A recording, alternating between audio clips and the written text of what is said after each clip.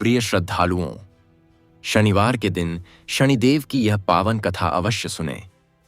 इस कथा को श्रद्धा और विश्वास से सुनने पर संतान के जीवन पर आए संकट धीरे धीरे दूर होने लगते हैं। घर में अनुशासन बढ़ता है, गलत संगति से रक्षा होती है और परिवार में धैर्य तथा शांति बनी रहती है।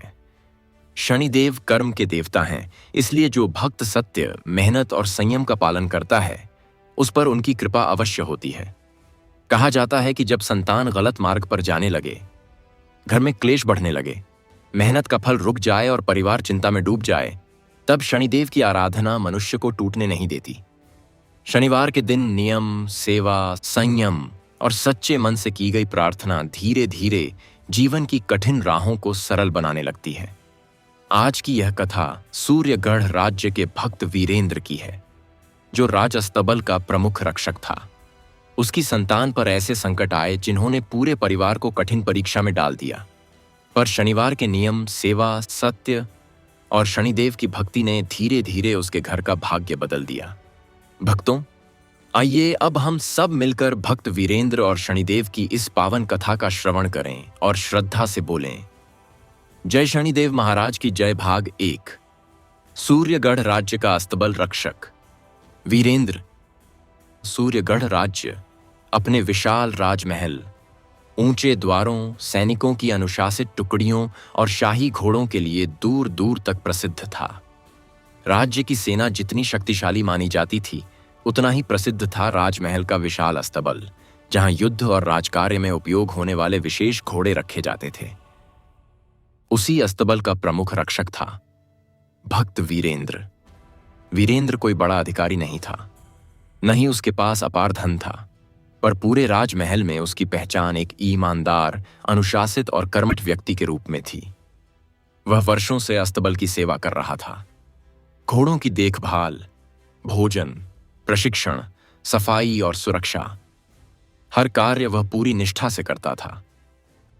राजमहल के सैनिक कहा करते थे, यदि अस्तबल वीरेंद्र के हाथ में है तो चिंता की कोई बात नहीं। पर बाहर से शांत दिखने वाला वीरेंद्र भीतर से गहरी चिंता में जी रहा था। उसकी सबसे बड़ी चिंता उसकी संतान थी। वीरेंद्र के 2 पुत्र थे। बड़ा पुत्र युवराज और छोटे सैनिकों की संगति में रहने लगा था। उसे अनुशासन से अधिक दिखावा पसंद आने लगा था। वह अच्छे वस्त्र, ऐश कहा पापा ने और बिना मेहनत सम्मान पाने के सपने देखने लगा था। छोटा पुत्र पहले शांत था, पर अब बड़े भाई के प्रभाव में आने लगा था। वीरेंद्र की पत्नी कई बार कहती, अब बच्चे पहले जैसे नहीं रहे, घर की बात सुनते ही नहीं। वीरेंद्र बाहर से कठोर दिखाई देता था, पर भीतर से यह बात उसे तोड़ देती थी। वह सोचता, जिस संतान के लिए जीवन भर श्रम किया, यदि वही गलत राह पर चली जाए तो सबसे बड़ा दुहक वही है। एक दिन अस्तबल में राजमहल के कुछ युवा सैनिक आए। वे बड़े पुत्र को अपने साथ ले गए। शाम तक वह घर नहीं लौटा। पत्नी चिंता में दरवाजे पर बैठी रही। छोटा पुत्र भी चुप हो गया। वृद्ध पिता बार बार बाहर झांकते रहे। रात देर से बड़ा पुत्र लौटा। उसके चेहरे पर लापरवाही थी। वीरेंद्र ने पूछा, कहां था? पुत्र बोला, महल के सैनिकों के साथ था। बड़े लोगों के साथ उठना बैठना सीख रहा हूं। वीरेंद्र ने गंभीर स्वर में कहा, बड़प्पन संगति से नहीं, चरित्र से आता है। पर पुत्र ने बात अनसुनी कर दी। धीरे धीरे उसका व्यवहार बदलने लगा। वह सुबह देर से उठता, काम में रुचि नहीं लेता, घर के नियमों को बोझ समझता और पिता की सीख को पुरानी बातें कहकर टाल देता। वीरेंद्र यह सब देखकर भीतर ही भीतर दुखी रहने लगा। उधर राजमहल में भी कठिन समय चल रहा था। राज्य की सीमाओं पर हलचल बढ़ रही थी। सैनिकों की आवाजाही अधिक हो गई थी। अस्तबल का कार्य भी दोगुना हो चुका था। वीरेंद्र सुबह अंधेरा रहते उठ जाता। सबसे पहले स्नान करता, फिर स्वच्छ गहरे रंग के वस्त्र पहनता। शनिवार के दिन विशेष रूप से काले तिल जल में प्रवाहित करता। श्रमिकों और घोड़ों को पहले भोजन करवाता, उसके बाद स्वयं अन्न ग्रहण करता। वह मानता था कि शनिदेव की कृपा पाने के लिए केवल पूजा नहीं, कर्म और अनुशासन भी आवश्यक हैं। हर शनिवार वह घर में एक नियम अवश्य करवाता। किसी से कठोर वचन नहीं बोलना, व्यर्थ क्रोध नहीं करना, श्रम से पीछे नहीं हटना, भोजन का अपमान नहीं करना, झूठ और आलस्य से दूर रहना। पर उसके पुत्र इन नियमों को गंभीरता से नहीं लेते थे। एक शनिवार की सुबह वीरेंद्र ने बड़े पुत्र से कहा, आज मेरे साथ अस्तबल चल, काम सीख। पुत्र बोला, मैं घोड़ों के पीछे जीवन नहीं बिताना चाहता। ये शब्द सुनकर वीरेंद्र कुछ पल शांत खड़ा रहा।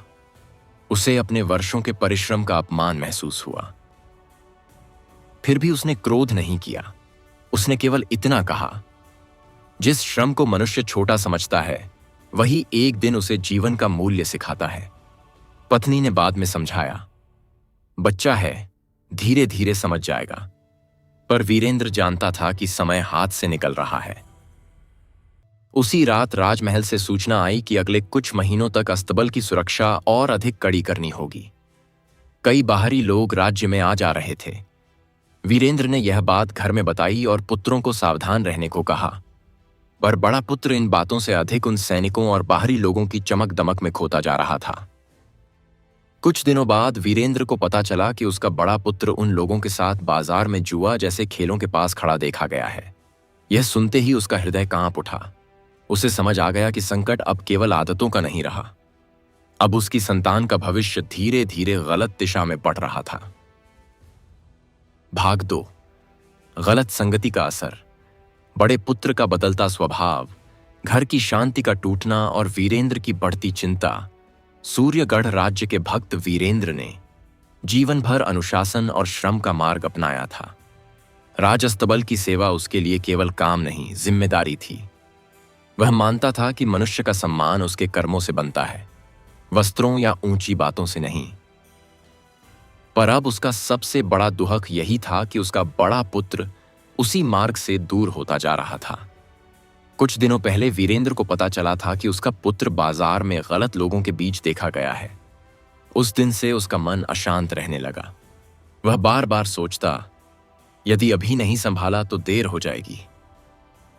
उधर बड़ा पुत्र अब घर की बातों में रुचि कम लेने लगा था। वह देर रात लौटता, सुबह देर तक सोता, राजमहल के सैनिकों और बाहरी युवकों के साथ समय बिताता और पिता की हर सीख को पुरानी सोच कहकर टाल देता। एक दिन पत्नी ने धीरे से कहा, अब यह पहले जैसा विनम्र नहीं रहा। वीरेंद्र ने गहरी सांस ली। गलत संगति मनुष्य की वाणी सबसे पहले बदलती है। छोटा पुत्र भी बड़े भाई को देखकर प्रभावित होने लगा था। वह पूछता, भैया बाहर इतने लोगों से मिलते हैं तो क्या वही सही जीवन है? वीरेंद्र तुरंत समझ गया कि संकट केवल एक पुत्र तक सीमित नहीं रहेगा। यदि बड़ा गलत दिशा में जाएगा तो छोटा भी उसी राह पर बढ़ सकता है। उस रात उसने दोनों पुत्रों को अपने पास बैठाया। उसने कहा, सुनो, जीवन में सबसे कठिन काम है सही मार्ग पर टिके रहना। गलत रास्ता पहले आसान लगता है, बाद में मनुष्य को तोड़ देता है। बड़ा पुत्र बोला, हर समय डरकर जीना भी सही नहीं। वीरेंद्र ने शांत स्वर में पूछा, क्या अनुशासन डर है? पुत्र बोला, आप हर चीज में नियम लगाते हैं। वीरेंद्र कुछ पल मौन रहा, फिर बोला, नियम वह दीवार हैं जो मनुष्य को गिरने से बचाती हैं। पर पुत्र पूरी तरह नहीं माना। अगले शनिवार वीरेंद्र ने घर में विशेष अनुशासन रखा। भोर में उठकर उसने स्नान किया, आंगन साफ करवाया, काले तिल और जल अलग रखा, घर के सभी लोगों को स्वच्छ वस्त्र पहनने को कहा। उसका नियम था कि शनिवार के दिन कोई भी घर में कठोर वाणी नहीं बोलेगा और बिना कारण बाहर नहीं घूमेगा। फिर वह पुत्रों को लेकर अस्तबल गया। वहां उसने उन्हें घोड़ों की देखभाल सिखाई। देखो, उसने कहा, ये घोड़े युद्ध में सैनिकों का जीवन बचाते हैं। इन्हें संभालना छोटा काम नहीं। छोटा पुत्र ध्यान से सीख रहा था, पर बड़ा पुत्र ऊब चुका था।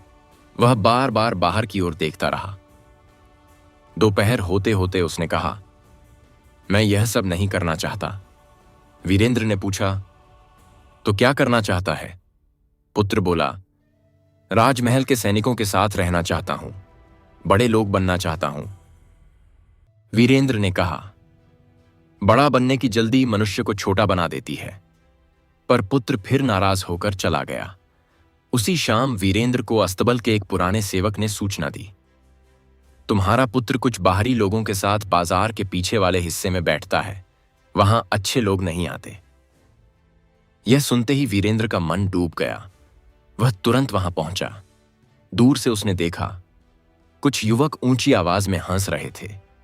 कुछ सिक्कों का खेल चल रहा था। कुछ लोग शराब जैसी वस्तु पी रहे थे और उसका बड़ा पुत्र उन्हीं के बीच बैठा था। वीरेंद्र का चेहरा कठोर हो गया। वह आगे बढ़ा और बोला, चल घर। सब लोग चुप हो गए। एक युवक हंसकर बोला, अरे अस्तबल वाले आ गए। बड़ा पुत्र शर्मिंदा होने के बजाय झुंझला गया। आप हर जगह मेरा पीछा क्यों करते हैं? वीरेंद्र ने क्रोध रोकते हुए कहा, क्योंकि तू मेरा पुत्र है। घर लौटने के बाद पहली बार पिता पुत्र के बीच तीखी बहस हुई।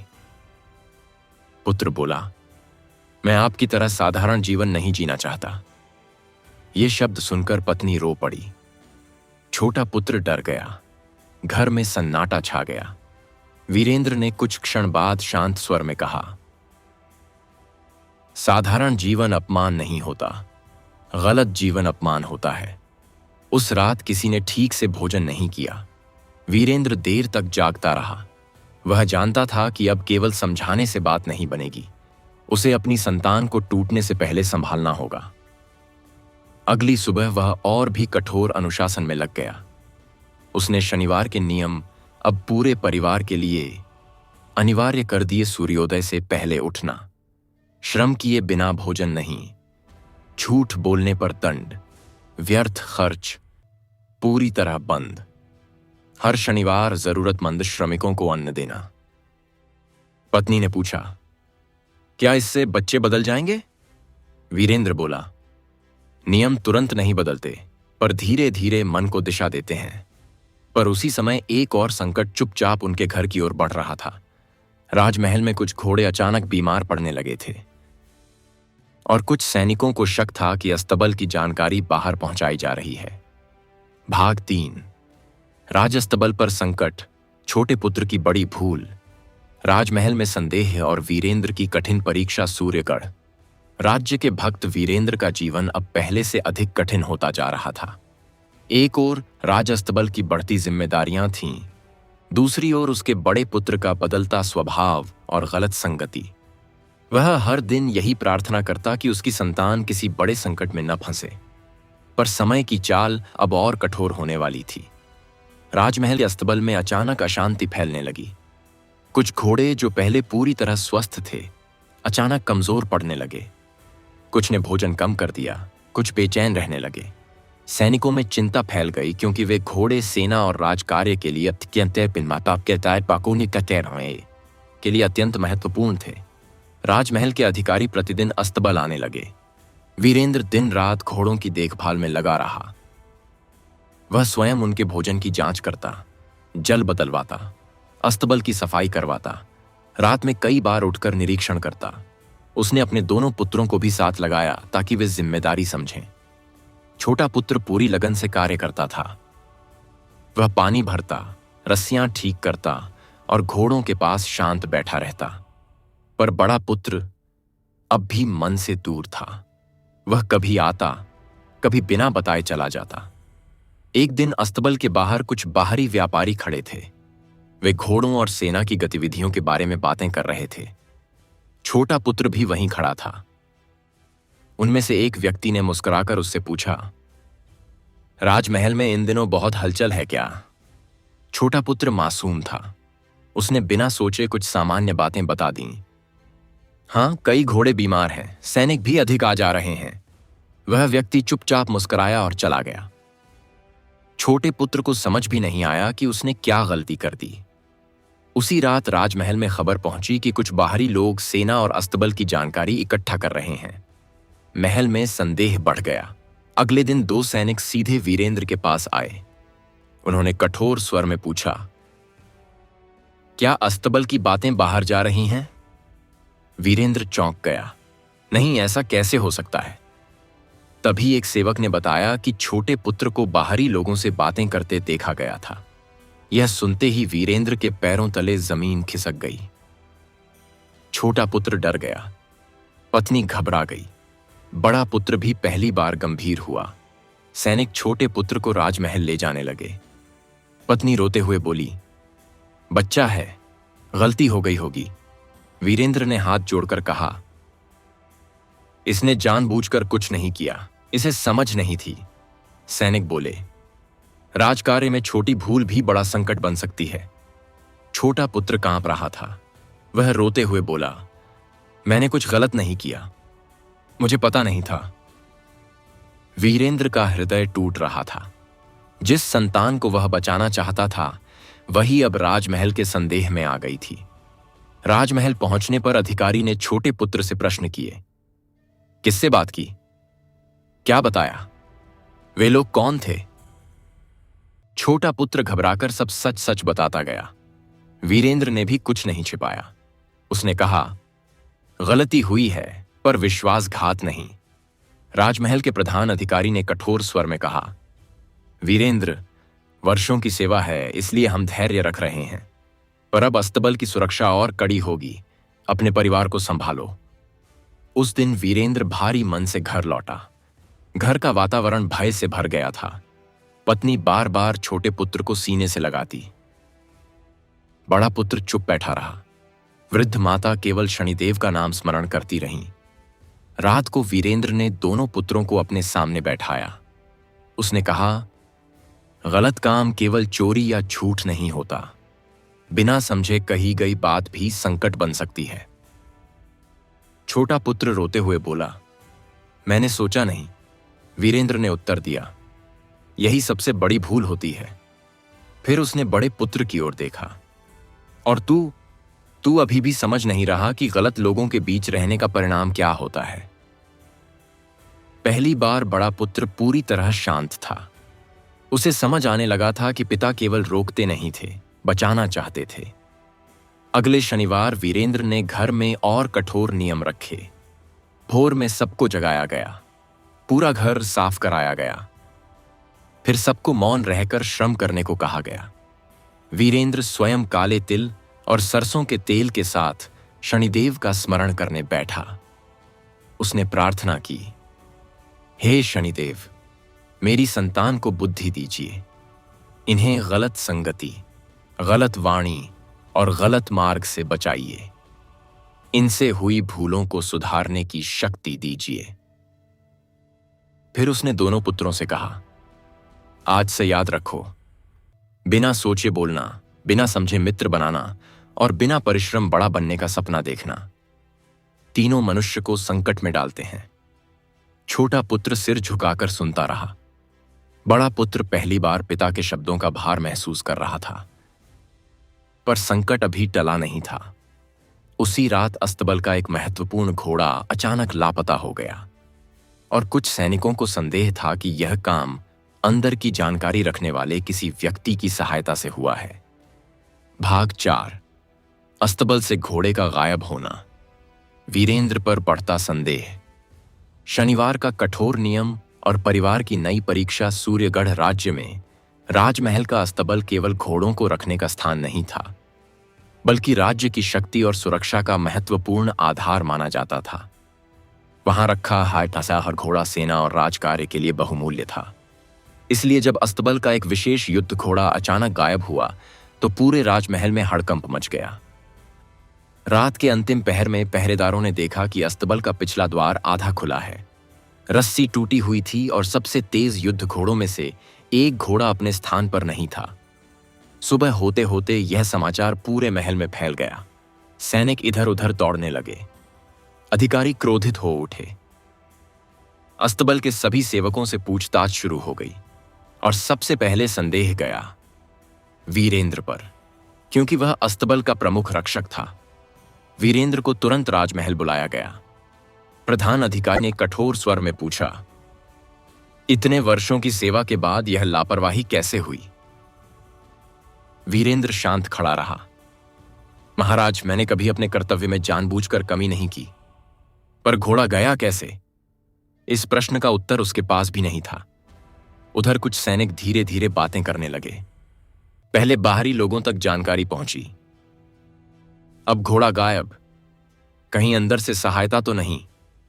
ये शब्द वीरेंद्र के हृदय में तीर की तरह लग रहे थे। उसे अपने सम्मान से अधिक भय अपनी संतान के लिए था। उसे लगा कहीं लोग उसके पुत्रों को दोषी न मान लें।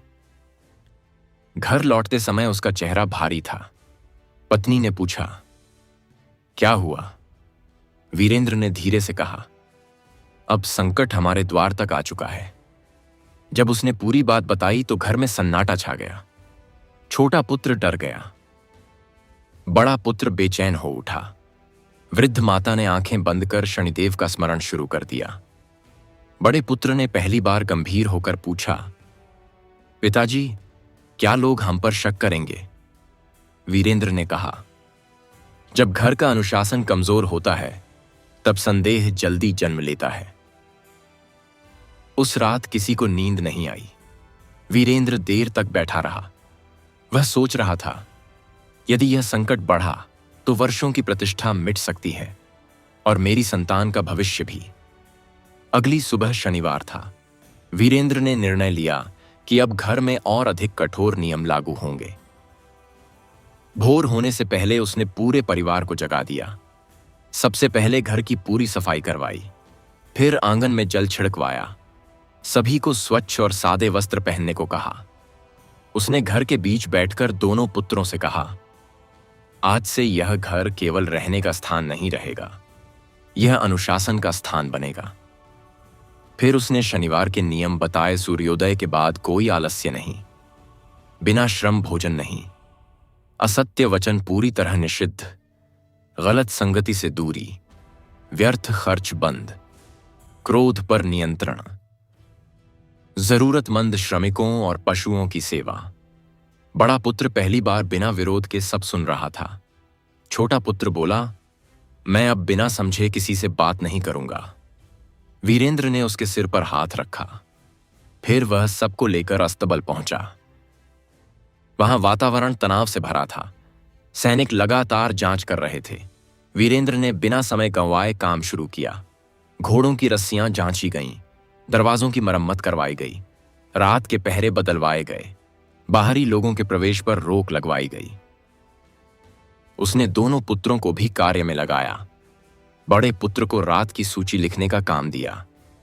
छोटे पुत्र को भोजन और जल की व्यवस्था देखने को कहा। एक सैनिक ने ताना मारते हुए कहा, अब बेटे भी पहरा देंगे? वीरेंद्र ने शांत स्वर में उत्तर दिया, जो घर संकट देखता है वही जिम्मेदारी सीखता है। दिन भर कठोर श्रम के बाद भी उसका मन शांत नहीं था। संध्या को उसने शनिदेव का स्मरण करते हुए काले तिल और जल अर्पित किया। उसने प्रार्थना की, हे शनिदेव, यदि यह परीक्षा है तो मुझे धैर्य दीजिए, मेरी संतान को सही मार्ग दीजिए, मेरे परिवार को अपमान से बचाइए। रात को बड़ा पुत्र उसके पास आया, धीरे से बोला, पिताजी, यदि मैंने पहले आपकी बात मानी होती तो शायद आज लोग हम पर संदेह नहीं करते। वीरेंद्र ने पहली बार उसके चेहरे पर पछतावा देखा। उसने कहा, गलती से बड़ा दोष यह है कि मनुष्य उससे सीख न ले। उसी समय अस्तबल का एक सैनिक दौड़ता हुआ आया। उसने घबराकर कहा, वीरेंद्र, पश्चिमी मार्ग पर घोड़े के निशान मिले हैं और वहां कुछ बाहरी लोगों के ठहरने के संकेत भी हैं। अब यह स्पष्ट होने लगा था कि घोड़ा साधारण चोरी में नहीं गया। इसके पीछे कोई बड़ा षड्यंत्र छिपा था। भाग 5। पश्चिमी मार्ग का रहस्य, वीरेंद्र की खोज, संतान की पहली जिम्मेदारी और घर पर बढ़ता अपमान। सूर्यगढ़ राज्य के भक्त वीरेंद्र के जीवन में संकट अब और गहरा होता जा रहा था। राजस्तबल से युद्ध घोड़े का गायब होना केवल एक चोरी नहीं माना जा रहा था। राजमहल के अधिकारी समझ चुके थे कि इसके पीछे कोई संगठित योजना हो सकती है। जब सैनिक ने आकर बताया कि पश्चिमी मार्ग पर घोड़े के निशान मिले हैं, तब पूरा अस्तबल सतर्क हो गया। प्रधान अधिकारी ने तुरंत आदेश दिया, घोड़े को हर हाल में ढूंढा जाए। यदि यह षड्यंत्र है तो दोषियों को पकड़ा जाए। वीरेंद्र को खोज दल का नेतृत्व सौंपा गया। यह उसके लिए सम्मान नहीं, बल्कि भारी जिम्मेदारी थी। यदि घोड़ा नहीं मिला तो वर्षों की उसकी प्रतिष्ठा समाप्त हो सकती थी। घर लौटते समय उसका चेहरा गंभीर था। पत्नी ने पूछा, अब क्या होगा? वीरेंद्र ने शांत स्वर में कहा, अब केवल डरने से कुछ नहीं होगा, हमें धैर्य और अनुशासन दोनों बढ़ाने होंगे। उस रात उसने दोनों पुत्रों को अपने सामने बैठाया। पहली बार उसकी आवाज में केवल पिता का स्नेह नहीं, बल्कि जीवन का कठोर अनुभव था। आज से तुम दोनों केवल बच्चे नहीं रहे, घर का सम्मान अब तुमसे भी जुड़ा है। बड़ा पुत्र सिर झुकाकर सुनता रहा। छोटा पुत्र बोला, पिताजी, हम क्या करें? वीरेंद्र ने कहा, सबसे पहले अपने आचरण को बदलो। संकट के समय मनुष्य की असली पहचान उसके व्यवहार से होती है। अगले दिन से घर में एक नया क्रम शुरू हुआ। भोर से पहले सब उठते, घर की सफाई मिलकर करते, फिर थोड़ा श्रम करके ही भोजन करते। वीरेंद्र ने शनिवार के नियम अब रोजमर्रा के जीवन का हिस्सा बना दिए थे। बिना कारण ऊंची आवाज नहीं, किसी की निंदा नहीं, आलस्य नहीं, गलत लोगों से दूरी, खर्च सोच समझकर, और हर दिन श्रम अनिवार्य। बड़े पुत्र को अब अस्तबल में नियमित आना पड़ता था। पहले जो घोड़ों की सेवा को छोटा काम समझता था, वही अब घंटों तक अस्तबल साफ करता, पानी भरता और घायल घोड़ों के पास बैठता। एक दिन उसने धीरे से कहा, पिताजी, यह काम जितना मैंने सोचा था उससे कहीं कठिन है। वीरेंद्र ने उत्तर दिया, कठिन काम ही मनुष्य को मजबूत बनाते हैं। उधर राजमहल में चर्चा फैल चुकी थी। कुछ लोग वीरेंद्र का समर्थन करते, कुछ लोग संदेह करते, कुछ सैनिक ताने मारते। पहले जानकारी बाहर गई, अब घोड़ा गया। ये बातें धीरे धीरे वीरेंद्र के परिवार तक भी पहुंचने लगीं। पत्नी बाजार गई तो कुछ स्त्रियां आपस में फुसफुसाईं। छोटा पुत्र पानी भरने गया तो कुछ लड़कों ने उसका मजाक उड़ाया। बड़ा पुत्र यह सब देखकर भीतर से टूटने लगा। उसे पहली बार समझ आया कि गलत संगति और लापरवाही केवल व्यक्ति को नहीं, पूरे परिवार को अपमानित करती है। उसी शाम वीरेंद्र खोज दल के साथ पश्चिमी मार्ग की ओर निकला। वहां जंगलों और पथरीले रास्तों के बीच घोड़े के खुरों के निशान दिखाई दिए। कुछ जगह रस्सी के टुकड़े भी मिले। एक सैनिक बोला, घोड़ा जल्दी में ले जाया गया है। दूसरा बोला, लगता है रास्ता पहले से तय था। वीरेंद्र चुपचाप सब देखता रहा। उसे महसूस हो रहा था कि यह साधारण चोरों का काम नहीं, किसी ने अंदर की जानकारी लेकर योजना बनाई थी। रात होने लगी। खोज दल ने विश्राम का विचार किया, पर वीरेंद्र रुका नहीं। उसने कहा, जब तक एक संकेत और न मिल जाए मैं वापस नहीं जाऊंगा। उसकी आंखों में केवल कर्तव्य नहीं, अपने परिवार का सम्मान बचाने की आग थी। कुछ दूरी पर उन्हें एक पुराना पड़ा पड़ाव दिखाई दिया। वहां बुझी हुई आग के निशान, कुछ टूटे पात्र और घोड़े के चारे के अवशेष मिले। एक सैनिक ने कहा, वे लोग यहीं रुके होंगे। तभी वीरेंद्र की नजर एक कपड़े के टुकड़े पर पड़ी। वह वही विशेष कपड़ा था जो राजमहल के अस्तबल में काम करने वाले कुछ सेवकों को दिया जाता था। अब संदेह और गहरा हो गया। क्या कोई अंदर का व्यक्ति सचमुच इस षड्यंत्र में शामिल था? वीरेंद्र का मन कांप उठा। उसे डर लगा कहीं उसके पुत्रों पर फिर से संदेह न आ जाए। उधर घर में भी भय बढ़ रहा था। पत्नी रात भर जागती रही। वृद्ध माता शनिदेव का स्मरण करती रहीं। दोनों पुत्र पहली बार घर की जिम्मेदारी महसूस कर रहे थे।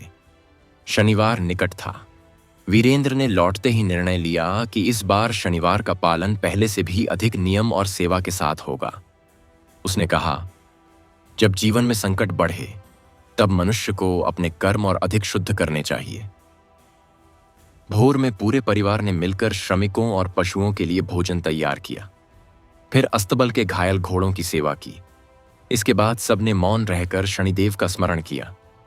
वीरेंद्र ने प्रार्थना की, हे शनिदेव, यदि मेरे परिवार की परीक्षा चल रही है तो हमें टूटने मत दीजिए। मेरी संतान को ऐसा मार्ग दीजिए जिससे ये सम्मान और सत्य का मूल्य समझें। पूजा के बाद बड़ा पुत्र बोला, पिताजी, मैं अब उन लोगों से कभी नहीं मिलूंगा। वीरेंद्र ने उसकी आंखों में पहली बार सच्चा परिवर्तन देखा। पर उसी समय राजमहल से एक सैनिक तेजी से आया। उसने घबराकर कहा, वीरेंद्र, राजमहल में सूचना पहुंची है कि घोड़े को सीमा पार ले जाने की तैयारी थी और शक अब अस्तबल के कुछ पुराने कर्मचारियों पर जा रहा है। अब मामला और भी खतरनाक हो चुका था। भाग 6। पुराने कर्मचारियों पर संदेह, वीरेंद्र का सत्य मार्ग, संतान को कर्म का उपदेश और परिवार की नई शुरुआत। सूर्यगढ़ राज्य में राज अस्तबल से युद्ध घोड़े के गायब होने की घटना अब पूरे राज्य की चिंता बन चुकी थी। पहले यह केवल चोरी मानी जा रही थी, पर अब स्पष्ट होने लगा था कि इसके पीछे कुछ लोग योजनाबद्ध तरीके से काम कर रहे थे। जब सैनिक ने आकर बताया कि संदेह अस्तबल के कुछ पुराने कर्मचारियों पर जा रहा है, तब वीरेंद्र का मन और भारी हो गया। वर्षों से जिन लोगों के साथ उसने काम किया था, उन्हीं में से कुछ पर अब शक किया जा रहा था। राजमहल में लगातार बैठकों का दौर चल रहा था। सैनिकों की निगरानी बढ़ा दी गई थी। अस्तबल के प्रवेश द्वारों पर अतिरिक्त पहरे लगाए गए और वीरेंद्र, वह पहले से अधिक सतर्क और शांत हो गया था। उसे समझ आ गया था कि अब एक छोटी गलती भी उसके परिवार के लिए बड़ा संकट बन सकती है। घर लौटते समय उसने देखा कि बड़ा पुत्र द्वार पर उसका इंतजार कर रहा है। पहले जो पुत्र पिता से बचता था, वही अब उनकी राह देख रहा था। उसने धीमे स्वर में पूछा, कुछ पता चला? वीरेंद्र ने कहा, संकट अभी समाप्त नहीं हुआ। घर में सब चिंतित बैठे थे। पत्नी बोली, क्या सच में अंदर के लोग इसमें शामिल हो सकते हैं? वीरेंद्र ने उत्तर दिया, जब मनुष्य लालच में पड़ता है तो वर्षों की निष्ठा भी टूट जाती है। यह सुनकर बड़ा पुत्र और शर्मिंदा हो गया। उसे अपने पुराने व्यवहार याद आने लगे। वह सोचने लगा, यदि मैं भी उन्हीं गलत लोगों के पीछे चलता रहता तो शायद एक दिन मैं भी ऐसा ही बन जाता। उस रात वीरेंद्र ने दोनों पुत्रों को फिर अपने पास बैठाया। इस बार उसकी आवाज कठोर नहीं थी, बल्कि गहरी और गंभीर थी। सुनो, उसने कहा, शनिदेव मनुष्य को तुरंत दंड नहीं देते, पहले अवसर देते हैं, चेतावनी देते हैं, पर जब मनुष्य बार बार गलत मार्ग चुनता है तब उसका पतन शुरू होता है। छोटा पुत्र ध्यान से सुन रहा था। बड़ा पुत्र बोला, क्या हर गलती का दंड मिलता है? वीरेंद्र ने कहा, हां, पर सच्चा पश्चाताप मनुष्य को बदल भी सकता है। फिर उसने दोनों से कहा, आज से तुम दोनों केवल मेरे पुत्र नहीं, मेरे सहायक भी हो।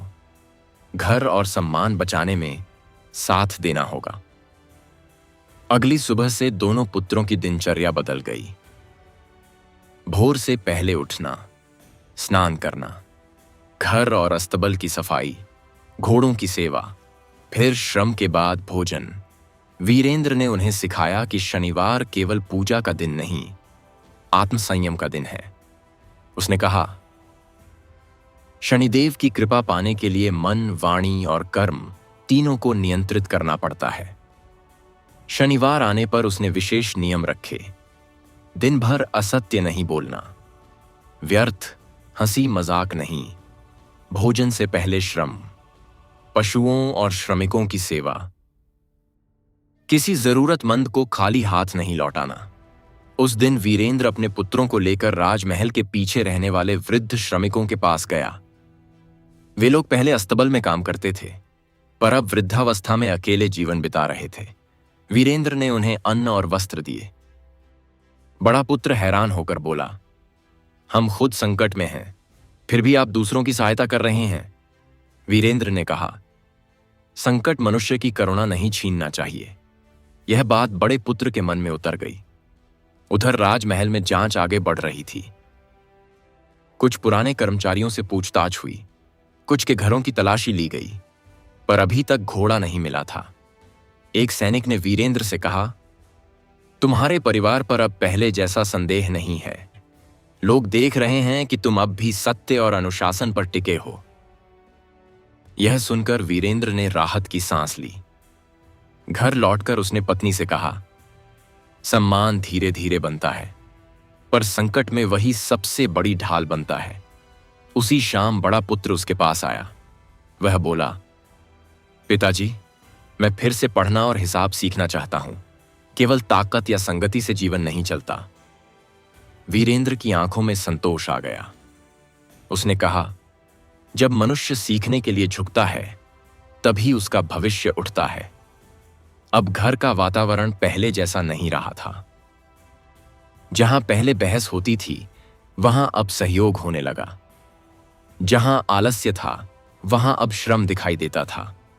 जहां गलत मित्रों की बातें होती थीं वहां अब जिम्मेदारी की चर्चा होने लगी। पर संकट अभी पूरी तरह गया नहीं था।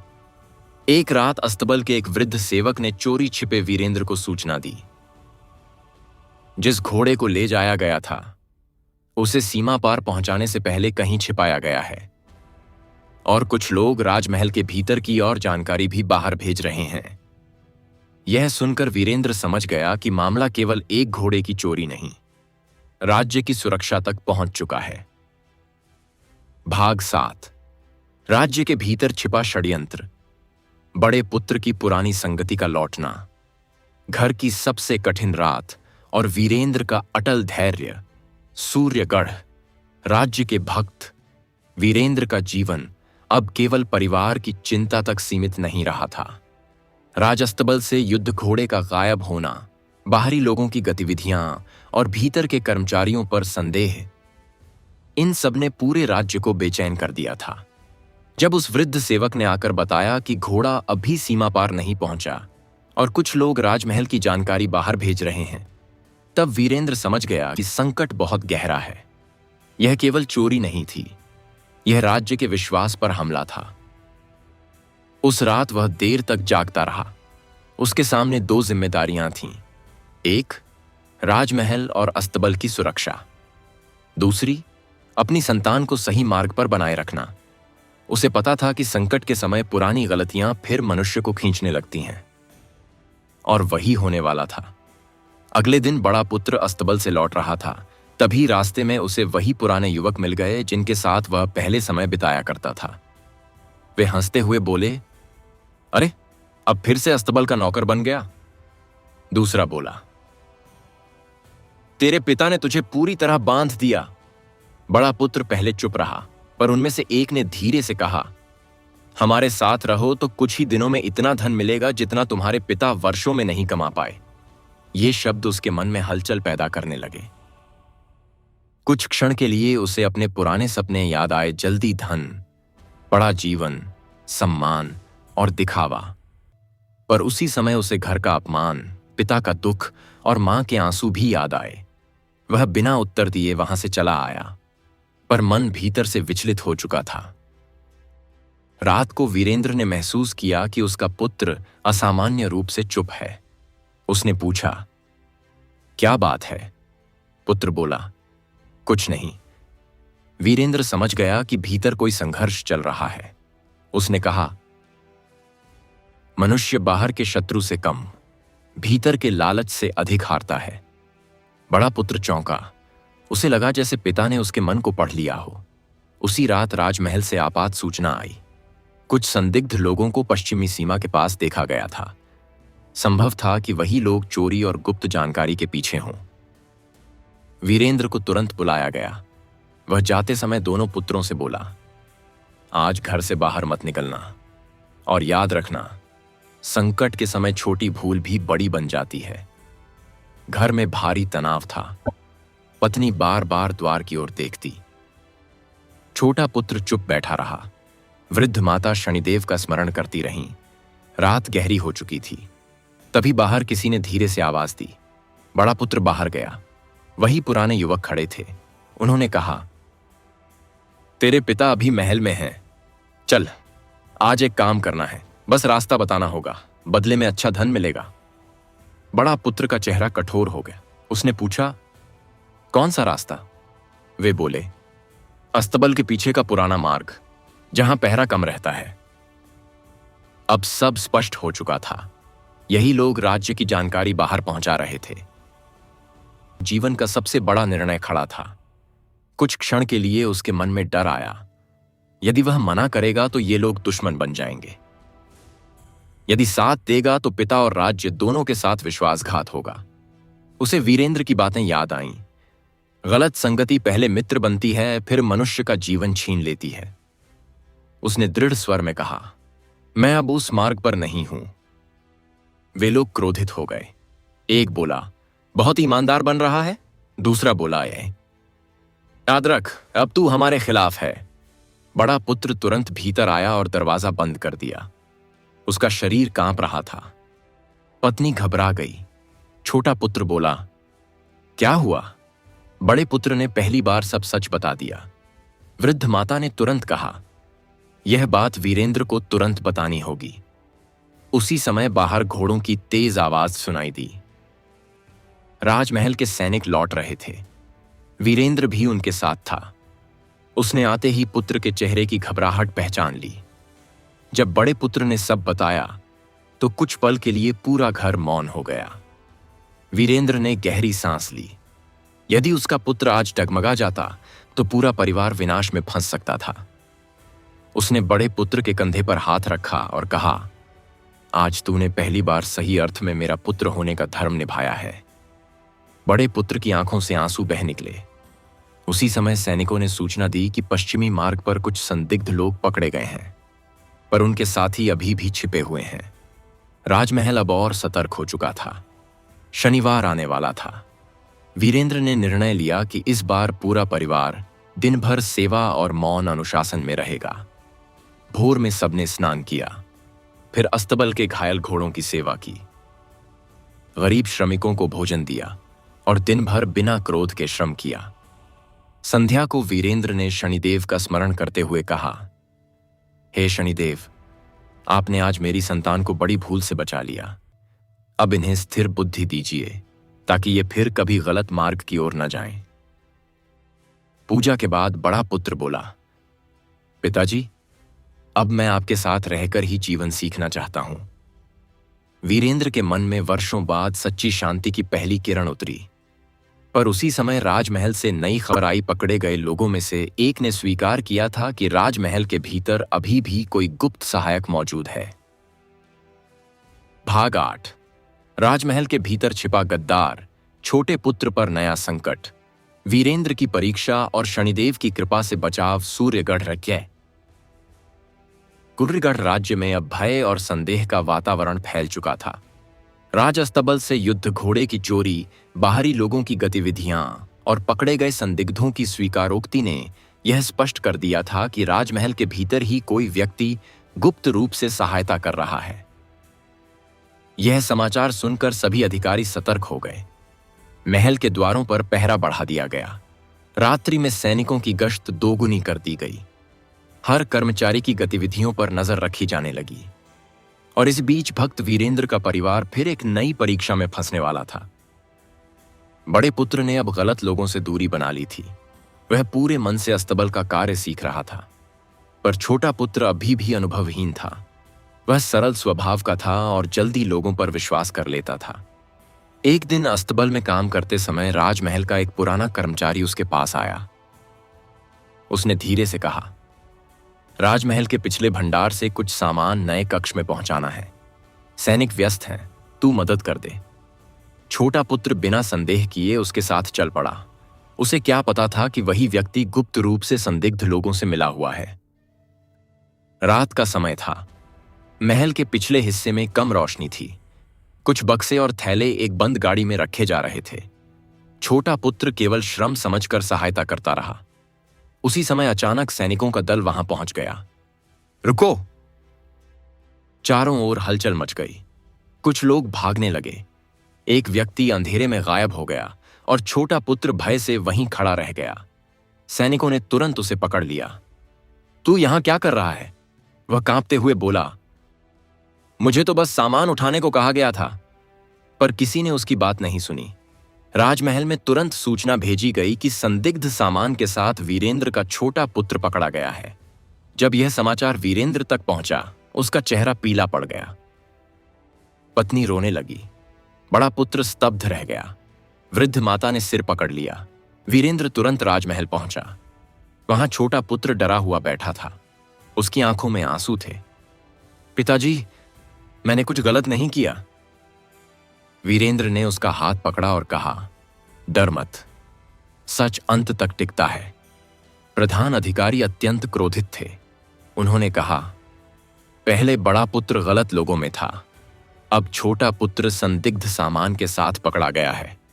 वीरेंद्र, तुम्हारा परिवार बार बार संकट में क्यों आ रहा है? यह सुनकर वीरेंद्र का सिर झुक गया, पर उसने शांत स्वर में कहा, मेरे पुत्र से भूल हो सकती है, पर विश्वासघात नहीं। पूछताछ शुरू हुई। सैनिकों ने बताया कि गाड़ी में कुछ ऐसे कागज और सामान थे जिन्हें बाहर भेजा जाना था। छोटा पुत्र रोते हुए बोला, मुझे लगा राजकार्य है, मैंने बिना पूछे मदद कर दी। तभी एक सैनिक बोला, यही सबसे बड़ा खतरा है, बिना समझे सहायता करना। पूरे राजमहल में तनाव फैल गया। यदि छोटा पुत्र दोषी सिद्ध होता तो वीरेंद्र की वर्षों की प्रतिष्ठा समाप्त हो सकती थी। उस रात वीरेंद्र घर नहीं लौटा। वह राजमहल के बाहर बैठा शनिदेव का स्मरण करता रहा। शनिवार निकट था। भोर होते ही उसने स्नान किया, काले तिल जल में अर्पित किए और मौन रहकर प्रार्थना की। हे शनिदेव, यदि मेरे पुत्र से भूल हुई है तो उसे बुद्धि दीजिए। यदि वह निर्दोष है तो सत्य की रक्षा कीजिए। मेरे परिवार को अपमान और अधर्म से बचाइए।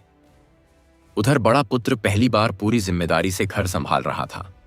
उसने स्वयं श्रमिकों के लिए भोजन तैयार करवाया, अस्तबल जाकर कार्य किया और मां को ढांढस बंधाता रहा।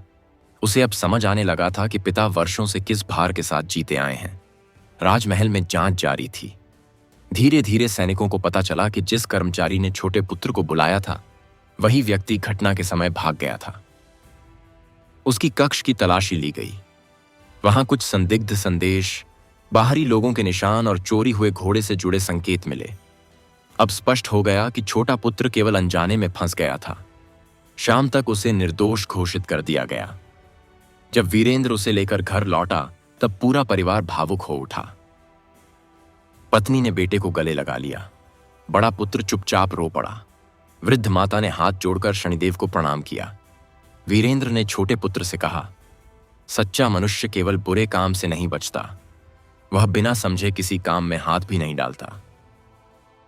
छोटा पुत्र सिर झुकाकर बोला, अब से हर काम सोचकर करूंगा। उस रात पूरे परिवार ने मिलकर शनिदेव का स्मरण किया। वीरेंद्र ने कहा, आज हमने सीखा है कि संकट कभी अकेला नहीं आता। वह मनुष्य की बुद्धि, धैर्य, परिवार तीनों की परीक्षा लेता है। पर राजमहल में संकट अभी पूरी तरह समाप्त नहीं हुआ था। भागा हुआ कर्मचारी अभी भी पकड़ा नहीं गया था और उसके पास राज्य के कुछ अत्यंत महत्वपूर्ण रहस्य होने की आशंका थी। भाग 9, भागे हुए गद्दार की तलाश। वीरेंद्र के परिवार की नई जिम्मेदारी, संतान की परीक्षा और शनिदेव की कृपा से बढ़ता साहस। सूर्यगढ़ राज्य में राजमहल के भीतर छिपे गद्दार का रहस्य अब लगभग उजागर हो चुका था। वह पुराना कर्मचारी जिसने छोटे पुत्र को बहाने से संदिग्ध सामान उठवाया था, भाग चुका था। उसकी कक्ष से मिले संकेतों ने यह साबित कर दिया था कि वह लंबे समय से बाहरी लोगों को जानकारी पहुंचा रहा था। राजमहल में चिंता और बढ़ गई, क्योंकि अब केवल एक चोरी या षड्यंत्र का मामला नहीं था। राज्य की सुरक्षा खतरे में पड़ चुकी थी। प्रधान अधिकारी ने वीरेंद्र को बुलाकर कहा, तुम्हारी निष्ठा पर हमें अब संदेह नहीं, पर यह संकट अभी समाप्त नहीं हुआ। भागा हुआ व्यक्ति यदि सीमा पार पहुंच गया तो राज्य की कई गुप्त बातें बाहर चली जाएंगी। वीरेंद्र ने दृढ़ स्वर में कहा, जब तक वह पकड़ा नहीं जाता मैं शांत नहीं बैठूंगा। अब पहली बार राजमहल ने वीरेंद्र के दोनों पुत्रों को भी जिम्मेदारी के छोटे कार्य देने शुरू किए। बड़ा पुत्र अस्तबल की रात की सूची और आने जाने वालों का लेखा रखने लगा। छोटा पुत्र भोजन और सामग्री की जांच में सहायता करने लगा। यह उनके लिए केवल काम नहीं था, विश्वास वापस कमाने का अवसर था। घर लौटकर वीरेंद्र ने दोनों पुत्रों से कहा, संकट मनुष्य को दो रास्ते देता है, या तो वह डरकर भाग जाए या जिम्मेदारी लेकर मजबूत बन जाए। दोनों पुत्र अब पिता की बातों को ध्यान से सुनते थे। शनिवार निकट आया। इस बार वीरेंद्र ने पूरे परिवार को पहले से अधिक अनुशासन में रखा। भोर में उठकर सबने स्नान किया, घर और आंगन की सफाई की गई। फिर श्रमिकों और पशुओं के लिए भोजन अलग तैयार किया गया। वीरेंद्र ने कहा, शनिदेव की भक्ति केवल अपने लिए नहीं, सेवा और न्याय के लिए भी होती है। उस दिन पूरा परिवार अस्तबल के घायल और थके घोड़ों की सेवा करने गया। बड़ा पुत्र घोड़ों के खुर साफ कर रहा था, छोटा पुत्र उन्हें जल पिला रहा था, पत्नी ने श्रमिकों के लिए भोजन बांटा। अस्तबल के वृद्ध सेवक यह सब देखकर बोले, वीरेंद्र, तुम्हारे पुत्र अब बदल रहे हैं। वीरेंद्र ने शांत मुस्कान के साथ कहा, संकट यदि सही समय पर आ जाए तो मनुष्य को सुधार भी देता है। उधर राजमहल के सैनिक भागे हुए गद्दार की खोज में लगे हुए थे। कुछ लोगों ने बताया कि उसे पश्चिमी पहाड़ियों की ओर जाते देखा गया है। कुछ ने कहा कि वह रात में गुप्त संदेश भेजता था। एक शाम अचानक राजमहल से आदेश आया कि वीरेंद्र और उसका बड़ा पुत्र तुरंत खोज दल के साथ जाएं। यह सुनकर पत्नी घबरा गई। क्या अब बच्चे भी इस खतरे में जाएंगे? वीरेंद्र ने कहा, यदि इन्हें जीवन का सही मार्ग सीखना है तो जिम्मेदारी से भागना नहीं चाहिए। बड़ा पुत्र पहली बार बिना डर दिखाए तैयार हुआ। उसने पिता से कहा, मैं अब आपके साथ हूं। रात होते होते खोज दल पश्चिमी मार्ग की ओर बढ़ा। घना रास्ता था, कहीं पथरीली चढ़ाई, कहीं सूखे पेड़ों के झुंड। सैनिक मशालों के साथ आगे बढ़ रहे थे। वीरेंद्र पूरे समय सतर्क था। उसने अपने पुत्र से कहा, याद रख, संकट के समय भय से बड़ा शत्रु लापरवाही होती है। कुछ दूरी पर उन्हें घोड़े के पुराने खुरों के निशान दिखाई दिए। एक सैनिक बोला, लगता है कोई यहां से गुजरा है। आगे बढ़ने पर एक सुनसान पुराना पड़ाव मिला। वहां कुछ सूखे भोजन के टुकड़े, फटे कपड़े और गुप्त संकेतों जैसे निशान बने हुए थे। वीरेंद्र तुरंत समझ गया कि भागा हुआ व्यक्ति यहीं ठहरा होगा। तभी अचानक झाड़ियों में हलचल हुई। सैनिकों ने तलवारें निकाल लीं। एक व्यक्ति भागने लगा। सैनिक उसके पीछे दौड़े। बड़ा पुत्र भी आगे बढ़ा, पर वीरेंद्र ने तुरंत उसका हाथ पकड़ लिया। जोश में दिशा मत खो। कुछ देर पीछा करने के बाद वह व्यक्ति अंधेरे में गायब हो गया, पर उसके पास से एक थैला गिर गया। जब उसे खोला गया तो उसमें कुछ गुप्त पत्र और राजमहल के रास्तों के नक्शे मिले। सैनिक चौंक गए। अब यह पूरी तरह स्पष्ट हो गया कि यह षड्यंत्र बहुत समय से चल रहा था। राजमहल लौटते समय बड़ा पुत्र पूरे रास्ते चुप रहा। फिर उसने कहा, पिताजी, यदि मैं पहले जैसी संगति में रहता तो शायद आज मैं भी इन्हीं लोगों जैसा बन जाता। वीरेंद्र ने कहा, गलत मार्ग पहले आसान लगता है, पर अंत में मनुष्य से उसका सम्मान छीन लेता है। घर लौटकर पूरे परिवार ने राहत की सांस ली। शनिवार की रात वीरेंद्र ने परिवार के साथ बैठकर शनिदेव का स्मरण किया। उसने कहा, आज समझ आया कि शनिदेव केवल संकट नहीं दिखाते, वे मनुष्य को सही और गलत का अंतर भी समझाते हैं। बड़ा पुत्र बोला, अब मैं श्रम और सत्य का मार्ग कभी नहीं छोड़ूंगा। छोटा पुत्र बोला, और मैं बिना समझे किसी पर विश्वास नहीं करूंगा। वीरेंद्र की आंखों में संतोष उतर आया, पर उसी समय राजमहल से एक और संदेश पहुंचा।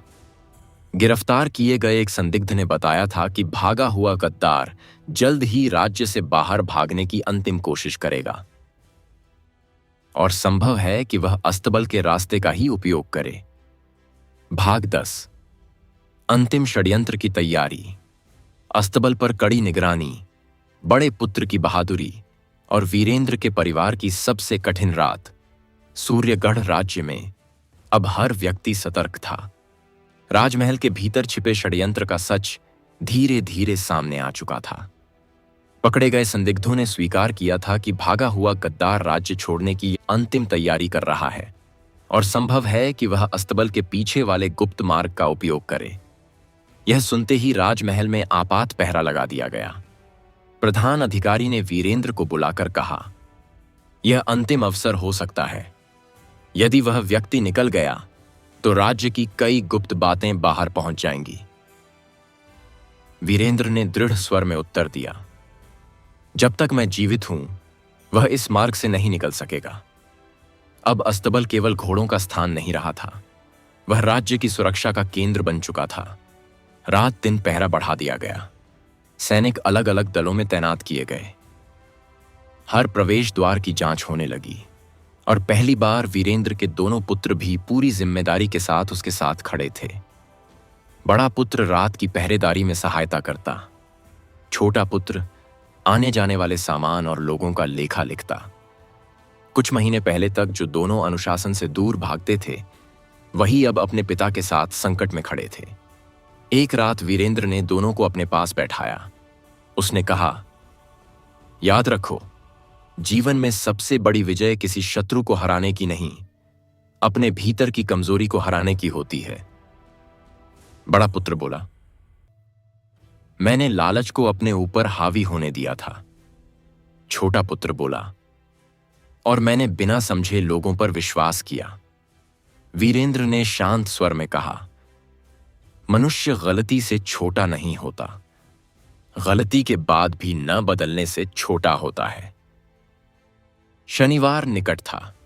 वीरेंद्र ने इस बार पूरे परिवार से कहा कि वे दिन भर विशेष संयम रखेंगे। भोर में सभी ने स्नान किया। घर और अस्तबल दोनों की सफाई की गई। फिर श्रमिकों और पशुओं के लिए भोजन तैयार किया गया। वीरेंद्र ने अपने पुत्रों से कहा, शनिदेव का आशीर्वाद पाने के लिए पहले अपने कर्मों को सीधा करना पड़ता है। उस दिन उन्होंने कई घायल घोड़ों की सेवा की, अस्तबल के वृद्ध सेवकों को भोजन दिया और बिना क्रोध, बिना ऊंची आवाज के पूरा दिन श्रम किया। संध्या को वीरेंद्र ने शनिदेव का स्मरण करते हुए कहा, हे शनिदेव, मेरी संतान को अब सही दिशा मिली है। इन्हें स्थिर बुद्धि और साहस दीजिए ताकि ये कभी अधर्म की ओर न जाएं।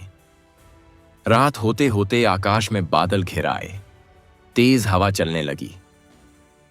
अस्तबल के बाहर मशालें डगमगाने लगीं। ऐसा लग रहा था मानो कोई बड़ी घटना होने वाली हो। वीरेंद्र ने सैनिकों को सतर्क रहने का आदेश दिया। तभी एक पहरेदार दौड़ता हुआ आया। पश्चिम दीवार के पास कुछ हलचल हुई है। सैनिक तुरंत उस दिशा में भागे। अंधेरा बहुत घना था। हवा में धूल उड़ रही थी। घोड़ों की बेचैन आवाजें सुनाई दे रही थीं। वीरेंद्र ने बड़े पुत्र को पीछे रहने को कहा, पर उसने दृढ़ स्वर में कहा, अब मैं भागूंगा नहीं। वे सब पश्चिमी मार्ग की ओर बढ़े। तभी अचानक एक छाया दीवार पार करने लगी। सैनिकों ने आवाज लगाई, रुको! वह व्यक्ति तेजी से भागा। अब स्पष्ट हो गया कि वही गद्दार था। वह अस्तबल के पीछे वाले पुराने मार्ग की ओर बढ़ रहा था, जहां से बाहर निकलना आसान था। एक सैनिक फिसलकर गिर पड़ा। अंधेरे और बारिश के कारण रास्ता खतरनाक हो गया। उसी समय बड़ा पुत्र आगे बढ़ा। उसने उस व्यक्ति का रास्ता रोकने की कोशिश की। गद्दार ने उसे धक्का दिया, पर वह पीछे नहीं हटा। वीरेंद्र ने दूर से यह देखा तो उसका हृदय कांप उठा। जिस पुत्र को वह कभी गलत संगति से बचाने के लिए संघर्ष कर रहा था, वही आज राज्य और परिवार की रक्षा के लिए खड़ा था। कुछ क्षण तक संघर्ष चला। फिर सैनिकों ने उस व्यक्ति को पकड़ लिया। उसके पास से गुप्त पत्र, शप्पा मासा की रक्षे और राज्य की कई महत्वपूर्ण जानकारियां मिली। राजमहल का बड़ा संकट टल चुका था। सैनिकों ने राहत की सांस ली। प्रधान अधिकारी ने वीरेंद्र की ओर देखकर कहा, यदि तुम्हारा परिवार आज साथ न खड़ा होता तो यह गद्दार बच निकलता। बड़ा पुत्र थक कर बैठ गया। उसके हाथ पर चोट आई थी। वीरेंद्र उसके पास गया। कुछ क्षण वह कुछ बोल नहीं पाया। फिर उसने धीरे से कहा, आज तूने मेरा सिर ऊंचा कर दिया। बड़े पुत्र की आंखें भर आईं। उसने कहा, पिताजी, आपने मुझे समय रहते संभाल लिया। उधर छोटा पुत्र भी गर्व से अपने भाई को देख रहा था। राजमहल में धीरे धीरे शांति लौटने लगी। पर वीरेंद्र जानता था कि संकट केवल बाहरी नहीं होते। मनुष्य को जीवन भर अपने भीतर के लालच, क्रोध और लापरवाही से भी लड़ना पड़ता है। और अब वह अपनी संतान को यही अंतिम शिक्षा देने वाला था। भाग 11। राज्य में लौटती शांति। वीरेंद्र की अंतिम शिक्षाएं, संतान का बदलता जीवन और शनिदेव की कृपा का अनुभव। सूर्यगढ़। राज्य में कई महीनों बाद पहली बार शांति का वातावरण दिखाई देने लगा था। राजमहल के भीतर छिपा गद्दार पकड़ा जा चुका था। उसके पास से मिले गुप्त पत्रों और नक्शों ने यह सिद्ध कर दिया कि वह लंबे समय से राज्य की जानकारी बाहरी लोगों तक पहुंचा रहा था। अब राजमहल के अधिकारियों का संदेह समाप्त हो चुका था। जो लोग कभी वीरेंद्र और उसके परिवार को संदेह की दृष्टि से देखते थे, वही अब उसकी निष्ठा और धैर्य की प्रशंसा करने लगे थे। अस्तबल के सैनिक कहते, यदि वीरेंद्र अपने पुत्रों को समय पर न संभालता तो शायद यह संकट और बढ़ जाता। पर वीरेंद्र के मन में अभिमान नहीं था। वह जानता था कि संकट ने उसके परिवार को केवल बचाया नहीं, क्या कहे बल भी दिया है। अब उसके दोनों पुत्र पहले जैसे नहीं रहे थे। बड़ा पुत्र पूरी लगन से अस्तबल का कार्य सीख रहा था। वह घोड़ों की देखभाल, लेखा और पहरेदारी सब कुछ जिम्मेदारी से करता। छोटा पुत्र भी पहले से अधिक समझदार हो गया था। वह किसी पर जल्दी विश्वास नहीं करता और हर काम सोच समझ कर करता। एक दिन अस्तबल के वृद्ध सेवक ने मुस्कुराकर कहा, वीरेंद्र, अब तेरे पुत्रों में स्थिरता दिखाई देती है। वीरेंद्र ने शांत स्वर में कहा, संकट मनुष्य को या तो तोड़ देता है या उसे नया बना देता है। घर का वातावरण भी बदल चुका था। जहां पहले चिंता और बहस होती थी, वहां अब अनुशासन और सहयोग था। जहां पहले आलस्य था, वहां अब श्रम और संयम था। शनिवार का दिन अब पूरे परिवार के लिए विशेष बन चुका था। उस दिन भोर से पहले सब उठते, स्नान करते, घर और अस्तबल की सफाई मिलकर करते। फिर श्रमिकों, वृद्ध सेवकों और पशुओं के लिए भोजन अलग तैयार किया जाता। वीरेंद्र हमेशा कहता, शनिदेव केवल पूजा से प्रसन्न नहीं होते, वे कर्म, न्याय और सेवा देखते हैं। एक शनिवार बड़ा पुत्र पिता के पास बैठा था। उसने पूछा, पिताजी, जब सब लोग हम पर संदेह कर रहे थे, तब भी आपने धैर्य कैसे रखा? वीरेंद्र कुछ पल मौन रहा, फिर बोला, क्योंकि भय और क्रोध निर्णय को कमजोर कर देते हैं। संकट के समय मनुष्य को सबसे पहले अपने मन को संभालना पड़ता है। छोटा पुत्र बोला, और यदि सच में कोई गलती हो जाए? वीरेंद्र ने कहा, तो उसे छिपाना नहीं चाहिए। गलती स्वीकार करने वाला मनुष्य सुधर सकता है, पर झूठ बोलने वाला धीरे धीरे भीतर से टूट जाता है। दोनों पुत्र ध्यान से सुनते रहे। उस दिन वीरेंद्र उन्हें राजमहल के पीछे रहने वाले कुछ गरीब परिवारों के पास भी ले गया। वे लोग वर्षों से कठिन जीवन जी रहे थे। वीरेंद्र ने अपने पुत्रों से कहा, जब मनुष्य संकट से बाहर निकले, तब उसे केवल अपना सुख नहीं देखना चाहिए, दूसरों का दुख समझना भी आवश्यक है। बड़े पुत्र ने स्वयं अन्न बांटा, छोटे पुत्र ने वृद्ध लोगों को जल दिया। वापस लौटते समय बड़ा पुत्र बोला, पहले मुझे लगता था कि बड़ा जीवन केवल धन से बनता है, अब समझ आया कि सम्मान और सेवा अधिक बड़े हैं। वीरेंद्र के चेहरे पर संतोष दिखाई दिया। उसी शाम राजमहल से संदेश आया कि महाराज स्वयं वीरेंद्र और उसके परिवार को सम्मानित करना चाहते हैं। यह सुनकर पत्नी की आंखें भर आईं। कुछ समय पहले यही परिवार अपमान और संदेह के बीच खड़ा था, और आज वही परिवार सम्मान के लिए बुलाया जा रहा था। अगले दिन पूरा परिवार राजमहल पहुंचा। महाराज ने वीरेंद्र से कहा, तुमने केवल राज्य की रक्षा नहीं की, अपनी संतान को भी सही मार्ग दिया। यह सबसे कठिन कार्य होता है। फिर उन्होंने बड़े पुत्र की ओर देखकर कहा, जिसने गलती के मार्ग से लौटकर साहस दिखाया, वही सच्चा मजबूत मनुष्य कहलाता है। बड़ा पुत्र विनम्र होकर सिर झुका गया। छोटे पुत्र को देखकर महाराज बोले, और जिसने भूल से सीख ली, उसका भविष्य उज्जवल होता है। उस दिन पूरे परिवार का सम्मान हुआ, पर घर लौटते समय वीरेंद्र ने अपने पुत्रों से कहा, सम्मान मिलने के बाद मनुष्य को और सावधान हो जाना चाहिए, क्योंकि अभिमान सबसे छिपा हुआ पतन है। शनिवार की रात पूरा परिवार फिर एक साथ बैठा। भोर से लेकर रात तक उन्होंने सेवा, श्रम और संयम का पालन किया। वीरेंद्र ने शनिदेव का स्मरण करते हुए कहा, हे शनिदेव, आपने मेरी संतान को संकटों से बचाया, इन्हें सही मार्ग दिखाया और हमारे घर को टूटने से बचाया। अब इन्हें जीवन भर सत्य और न्याय पर स्थिर रखिए। तभी बड़ा पुत्र बोला, पिताजी, अब मैं चाहता हूं कि भविष्य में हमारा घर केवल अपने लिए नहीं, दूसरों की सहायता के लिए भी जाना जाए। वीरेंद्र ने उसकी ओर देखा। उसे लगा जैसे उसका पुत्र अब सच में बड़ा हो गया है, पर जीवन की शिक्षा अभी पूरी नहीं हुई थी, क्योंकि कुछ ही दिनों बाद सूर्यगढ़ राज्य पर एक ऐसा संकट आने वाला था जो पूरे राज्य की परीक्षा लेने वाला था। भाग 12। सूर्यगढ़। राज्य में भयंकर संकट, अन्न की कमी, लोगों का भय और वीरेंद्र की संतान की सबसे बड़ी जिम्मेदारी। सूर्यगढ़ राज्य में अब शांति लौट चुकी थी। राजमहल सुरक्षित था, अस्तबल फिर व्यवस्थित हो गया था और लोगों का विश्वास धीरे धीरे मजबूत होने लगा था। भक्त वीरेंद्र का परिवार भी अब पहले जैसा नहीं रहा था। जहां कभी उसके पुत्र अनुशासन से दूर थे, वहीं अब वे श्रम, सेवा और जिम्मेदारी का महत्व समझने लगे थे। राजमहल में भी वीरेंद्र का सम्मान पहले से अधिक बढ़ गया था, पर जीवन कभी एक जैसा नहीं रहता। कुछ ही महीनों बाद सूर्यगढ़ राज्य पर एक नया संकट आ गया। इस बार संकट किसी गद्दार या चोरी का नहीं था, बल्कि पूरे राज्य के जीवन का था। लगातार कई सप्ताह तक मौसम असामान्य बना रहा। पहले तेज गर्मी पड़ी, फिर समय पर वर्षा नहीं हुई। तालाब और कुएं धीरे धीरे सूखने लगे। खेती प्रभावित होने लगी।